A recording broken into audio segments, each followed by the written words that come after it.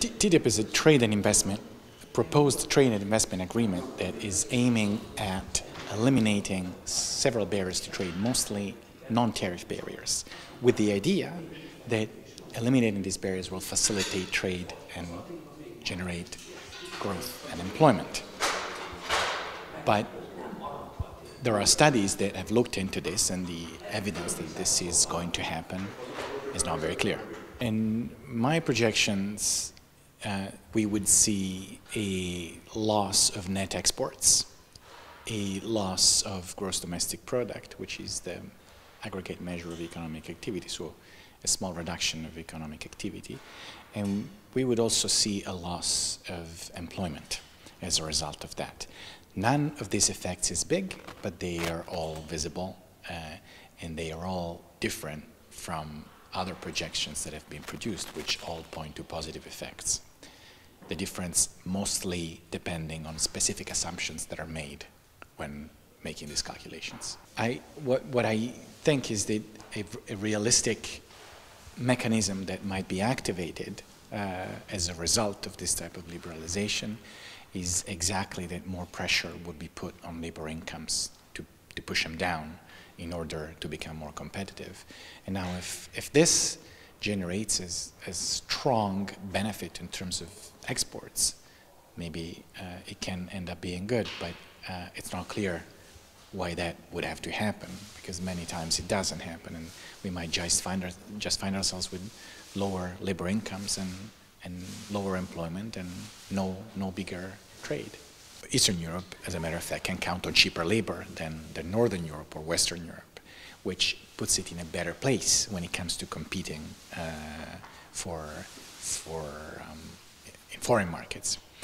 But at the same time, it is also very strictly related to those countries of Europe that would be the worst affected because of the loss of competition to the United States. So even though Hungary and other countries in Central and Eastern Europe might be more competitive than the United States, if Northern and Western European countries lose, then Hungary might find itself in trouble too if its customers that are located in Western and Northern Europe lose.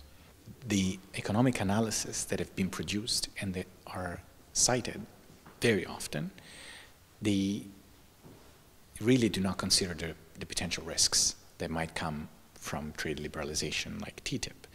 Now, I don't believe that the risks of TTIP are enormous. In fact, TTIP doesn't seem to change the picture of European trade very much.